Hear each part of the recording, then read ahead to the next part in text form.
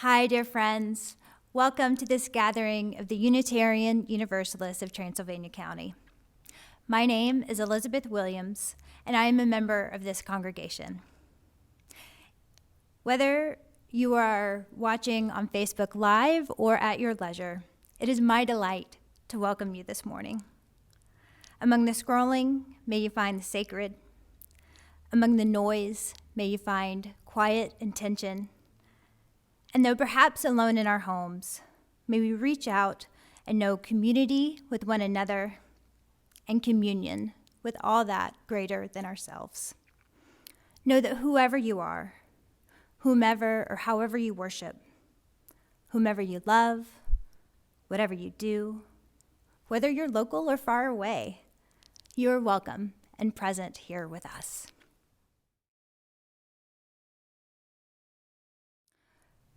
A few announcements. Fellowship on the Green continues every Tuesday starting at 11:30. Bring a chair, perhaps a blanket, bundle up to see some friendly faces. Members can also look in the newsletter for the results of the Vision Survey to see what is most important to our members about how we can continue to have church together and support individual journeys and social justice. Related, look for an announcement for Giving Tuesday for how we have a special initiative to help our community going forward during this time. Okay.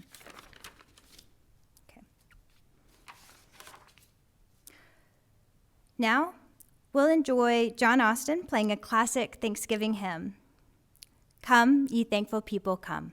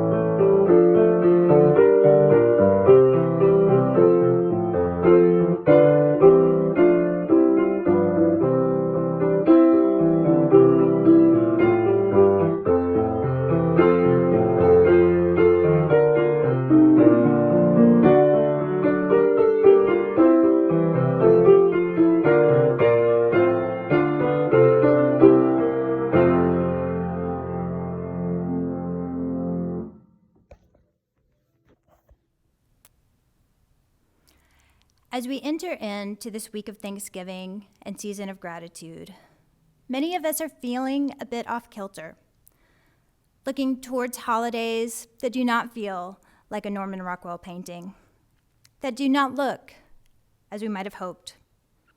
Smaller gatherings, perhaps alone, perhaps with empty chairs. This year, long in isolation, gratitude may be feeling hard to reach. So what a relief, then, to remember that gratitude is not just about life's highlight reels. Gratitude sure doesn't require false positivity. No, appreciation is a lens through which we can view the full spectrum of our lives. Gratitude is the outcome of taking perspective. And when we begin with perspective that encompasses the full range of living, appreciation transcends platitudes to become an act of tender audacity. In being thankful, we defy our human tendency to grasp tight to our pessimism. Intentional, regular practice of gratitude rewires our brain. Gratitude literally heals us. Appreciation is intertwined with our other better angels: compassion, joy, love. Living with gratitude transforms us, and so becomes a sacred act. Meister Eckhart says, if the only prayer you ever say in your entire life is thank you, it will be enough. So this week, as you speak the prayer of thanksgiving, thank you, thank you, thank you. May it be not in spite of our challenges, but in honor of them. Now let's join in singing hymn number 67. We sing now together. The words will be on your screen.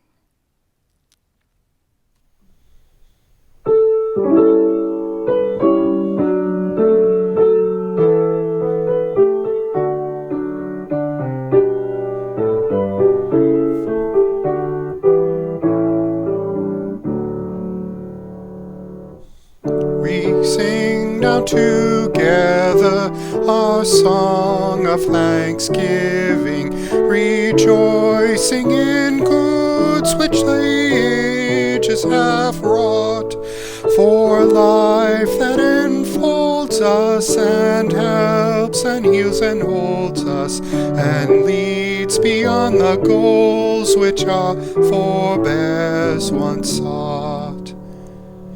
We sing of the freedoms which martyrs and heroes have won by their labor, their sorrow, their pain. The blessed befriending our ampler hopes defending, their death becomes a triumph, they died not in vain. We sing of the prophets, the teachers, the dreamers, designers, creators, and workers and seers, our own lives expanding, our gratitude commanding. Their deeds have made immortal their days and their years. We sing of community now in the making, in every far continent, region, and land, with those of all races, all times and names and places. We pledge ourselves in covenant firmly to stand.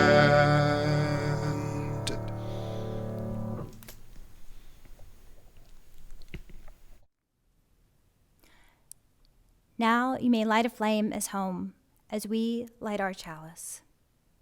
To the Persistent Flame by Amy Brooks. Even as the days grow shorter and our homes shrink smaller and our wicks burn lower and our will to endure flickers, we light this chalice.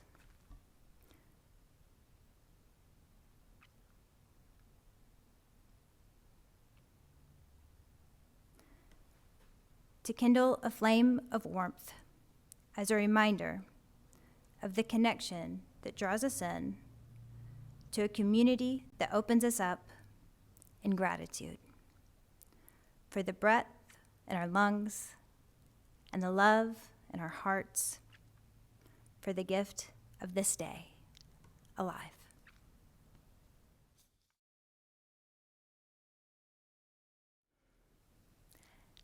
Now we relight our candles of joys and sorrows. I light a candle for those who are hurting, for those who have lost, who are in pain, who are alone or missing someone this holiday season. I light a candle in recognition and sorrow for the impact of European settlers on indigenous peoples and their lands. I light a candle for hope. Hope that in spite of it all, may we find ways to realize the ideal essence of this season. To love each other, to be in communion, and yes, to practice gratitude. I light a candle for all that is in your hearts today, dear friends. Will you share with one another what that is in the chat box? As we share, it strikes me that both our joys and our sorrows are rooted in gratitude, that appreciation is the doorway to all that we love and celebrate and grieve, which all tangled together gives our life meaning. So this ritual that we share every week of joys and sorrows, in a way, it's a practice of gratitude. Before dinner each night, my kids and I go around the table and say what we're all thankful for. It's a habit I've come to cherish. So I ask you too, what are you thankful for today? Pick up whatever presents itself to you, great or small. Hold it in your heart. Take a moment to be present with it, to sit with it, to feel the flame of its light within you. Name what you are thankful for out loud. Hold it in your mind and heart, and allow your gratitude to radiate within you. Savor how it feels to be in this place of appreciative relationship. May you hold, tend, and carry forward this light within you.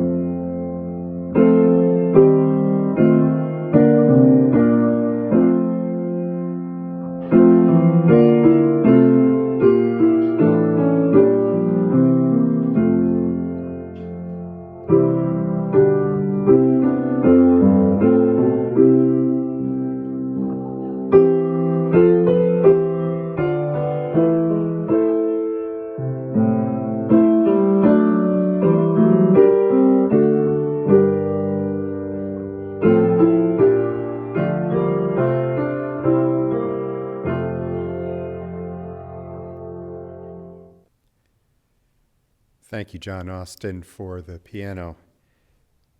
I invite you all into this moment of prayer and meditation. I will share with you the kind of prayer that I would normally say around a family gathering, a table involving many people. That's not happening for my family this year. Maybe it still is for you, to gather with folks who may be coming from various traditions as well in an interfaith setting. I share this with you in case you want to take notes if perhaps you will be asked to lead the blessing.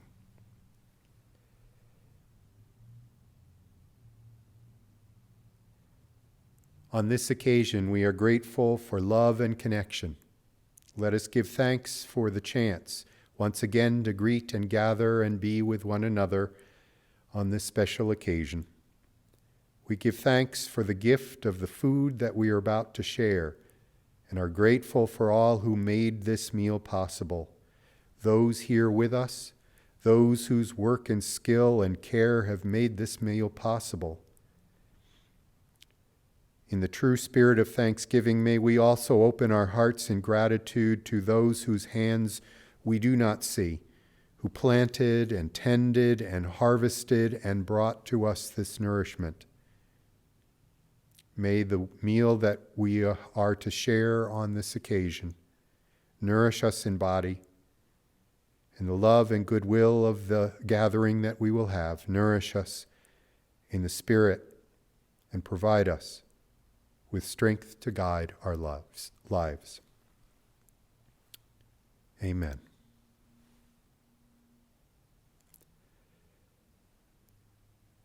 The reading I have to share with you is from Howard Thurman.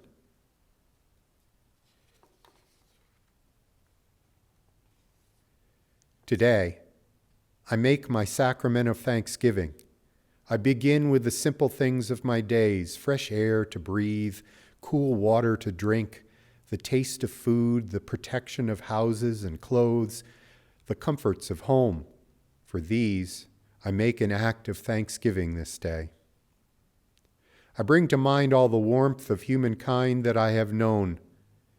My mother's arms, the strength of my father, the playmates of my childhood, the wonderful stories brought to me from the lives of many who talked of days gone by when fairies and giants and all kinds of magic held sway.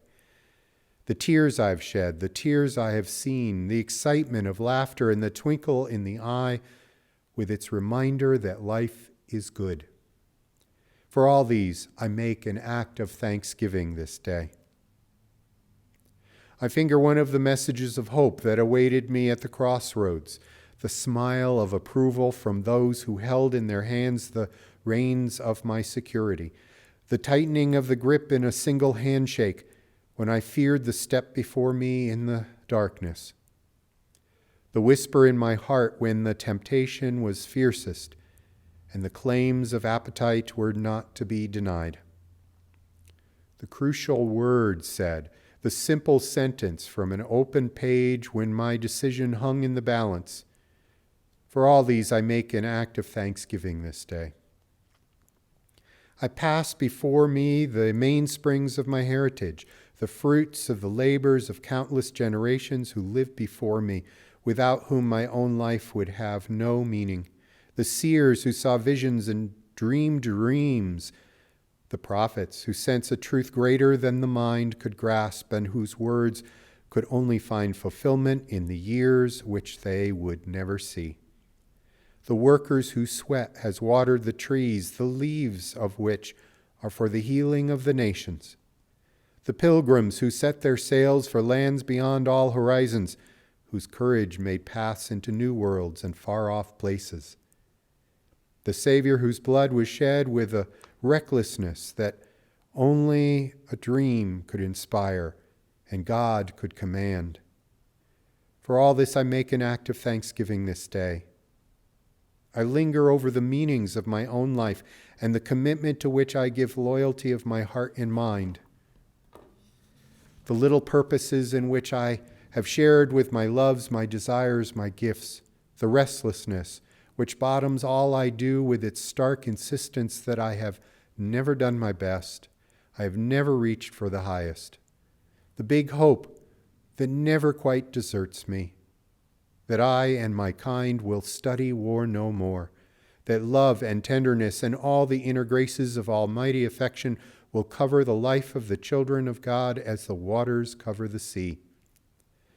All these and more than mind can think and heart can feel, I make as my sacrament of thanksgiving to Thee, our Father, in humbleness of mind and simplicity of heart.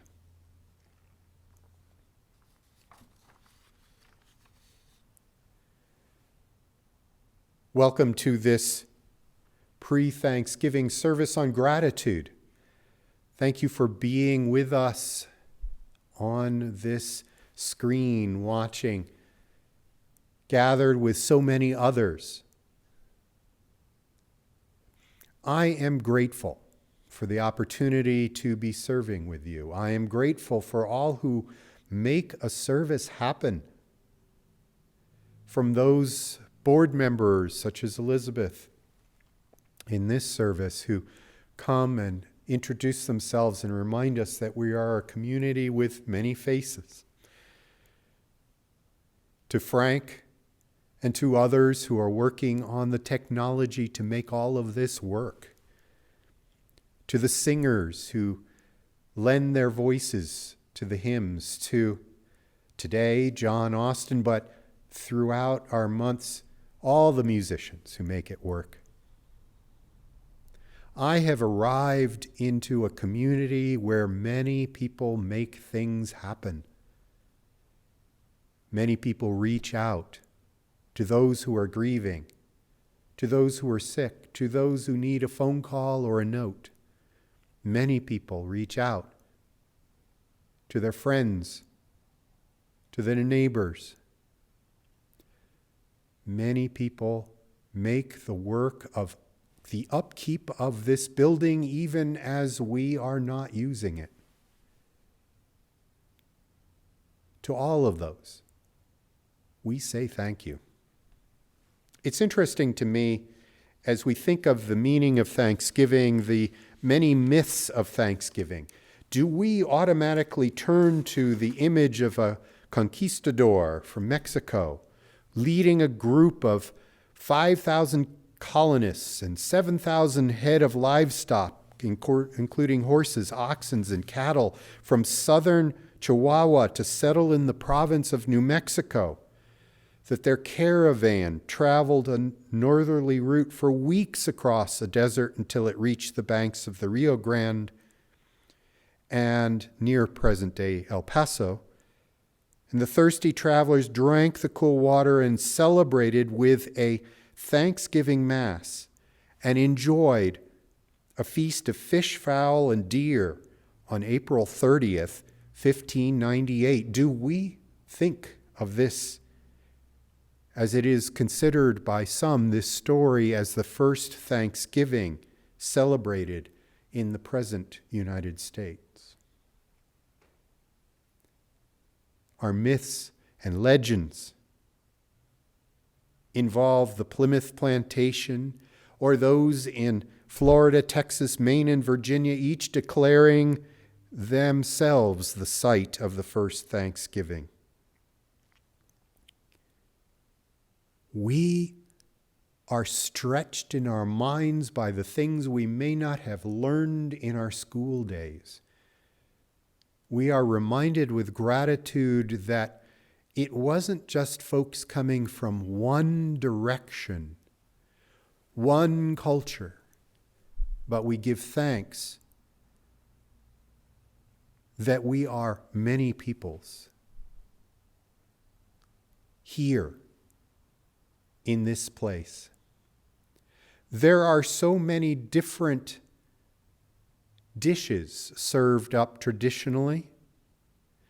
Is yours lasagna, mac and cheese? Is it turkey? Do you have various puddings, pumpkin pie? A famous Unitarian of the 1800s, Lydia Maria Child, who was a scholar who wrote of the world's religions, is now mostly known for something you may hear: over the river and through the woods to grandmother's house we go, ending with hurrah for the pumpkin pie. The traditions that began to be built up in the poetry help define the ways in which we come to our meals together. As I said, this year, I will not be gathering with family. We are going to be COVID safe and not travel from our 4 different states to one of them to quarantine for 14 days just for this one meal. We're going to save up our time for Christmas. We will do a Zoom or FaceTime meeting with each other. What might you do? In all of this, though, I want to lift up that the reason for the holiday, the very beginnings of the ways in which we come to this, is to remember to give thanks for the things that we are grateful for. That can be any number of things, and I would like to present to you some of the deepest spiritual reasons for this. I love the idea that Thanksgiving by itself cannot happen without preparation. A retreat center once sent me a flyer that gratitude has 3 movements. Now, I didn't get to go away to that retreat, but I loved the idea that the 3 movements of gratitude are forgiveness, acceptance, and thanksgiving. The flyer reminded me forgiveness helps us clean house to make room for gratitude. It is very hard to come to the attitude of gratitude if you have a chip on your shoulder, if you cannot sit with the others at the table, if you have blocking you something for which you need to give forgiveness. Acceptance, it said, welcomes our identities and experiences. To accept what is, not to try to have some false presentation of self or faking something, but instead truly accepting yourself and the others around you. Our identities and our experiences brought to that moment. Thanksgiving, of course, is another word for giving our gratitude. Spiritually, I invite you this week to work on those 3 things. What is it you need to forgive?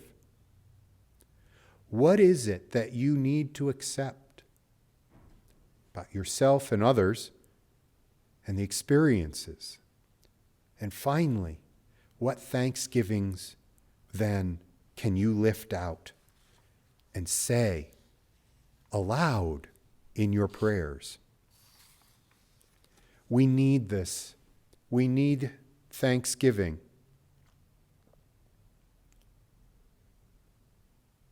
John Henry Jowett said, "Life without thankfulness is devoid of love and passion. Hope without thankfulness is lacking in fine perception. Faith without thankfulness lacks strength and fortitude."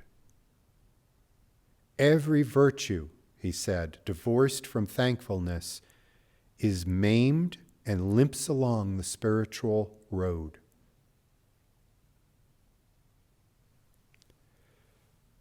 I found a few things that were written online, things to be grateful for. The Buddha says, rise up and be thankful, for if we didn't learn a lot today, at least we learned a little. If we didn't learn a little, at least we didn't get sick. And if we did get sick, at least we didn't die. So let's be thankful. Meister Eckhart said, if the only prayer you said in your whole life was thank you, that would suffice. It is a prayer. So what are we writing down? What are some of the things that might be said? What guides do we have? A story that was shared with me probably around 10 years ago from a religious educator, one by Ron Short, was something of, I wish you enough. The idea was not to enter Thanksgiving with an idea of prayers for gluttony, but prayers for what was enough. Not for resentment of what you lost out on, but instead, what we have that is enough. This is from that story.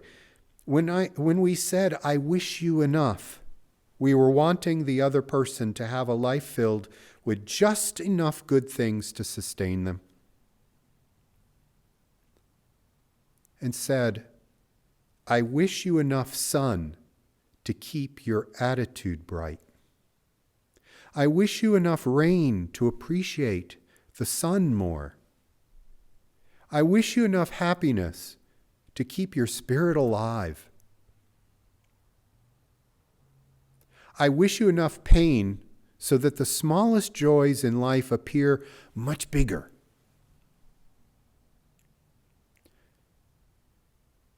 I wish you enough gain to satisfy your wanting.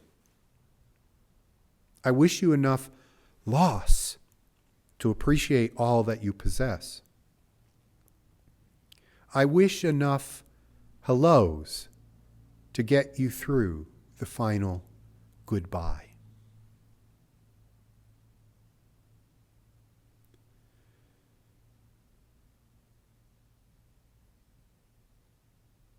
I wish this congregation and all who listen in enough confidence to move through COVID-19, winter, enough food on the table, enough toilet paper, not a hoard,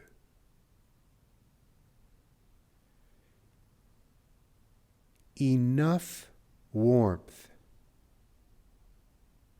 in the cold days, enough clothing when it is cold, enough shelter, especially for those who are homeless and in transition. Enough connection, even as we are spatially distant from one another.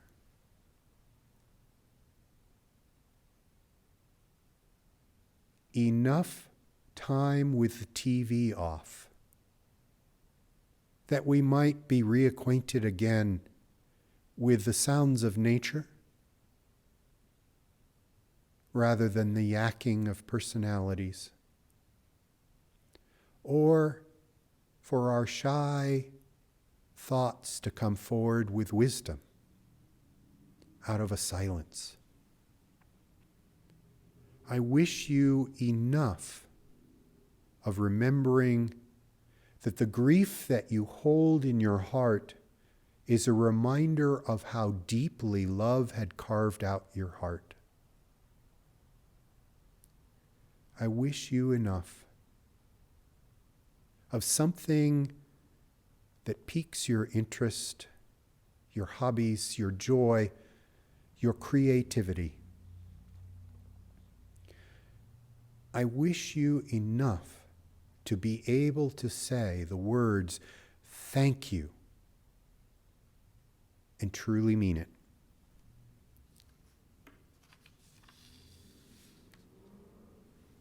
I wish you this, because to be able to be grateful is to be attuned to the divine.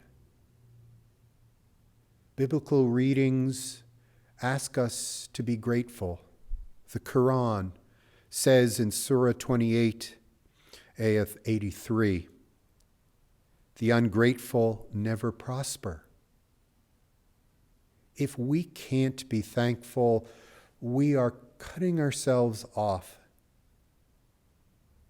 from the divine, from each other, from our hearts, from our hopes. we are making, as the reading had said, something crippled without that gratitude. I wish for you this Thanksgiving week a long time. Somewhere in your week, the moments to work through forgiveness, acceptance, and then gratitude and thanksgiving. Whether you be apart, whether there is an empty chair now at your table this holiday season, whether you are wondering on so many things in these difficult circumstances, may you have the awareness of enough in some areas to say thank you.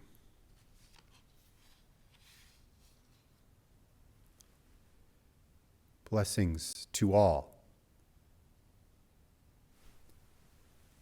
And thank you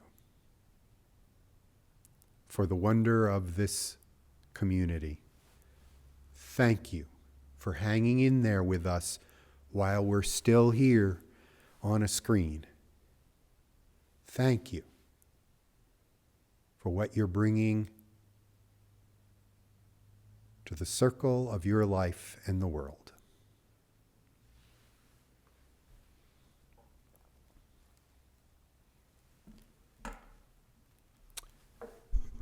I ask you now, in advance of Black Friday sales, in advance of everything that you would like,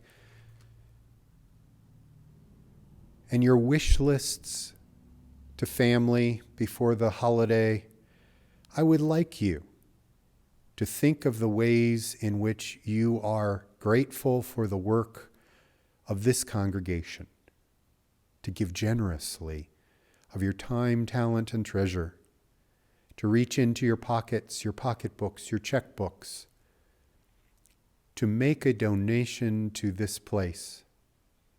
Remember as well, we support our monthly organizations, and perhaps as a discipline of thanksgiving, a giving to the charities from year to year that you know you wish to support. For it is said that a large part of religion is to remind us to give of our bounty. Amidst all the harvest celebrations, may we do so. And what you give in love is received with great joy, and we say thank you.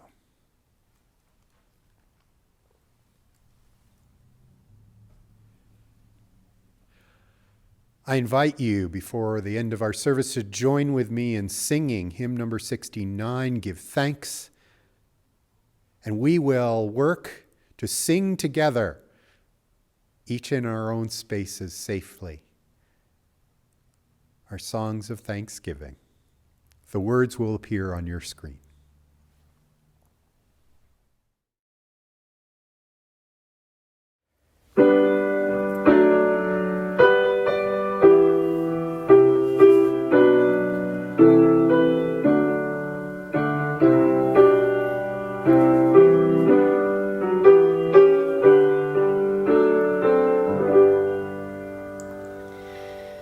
Give thanks for the corn and all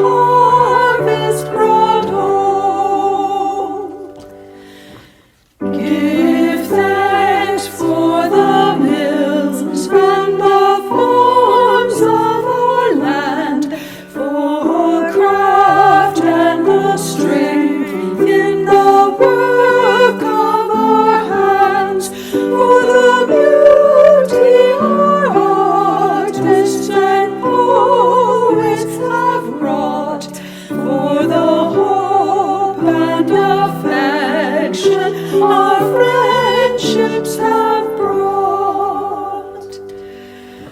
Give thanks for the homes that with kindness are blessed, for seasons of plenty and well-deserved rest, for a country extending from sea unto sea, for the ways that have made it a land for the free.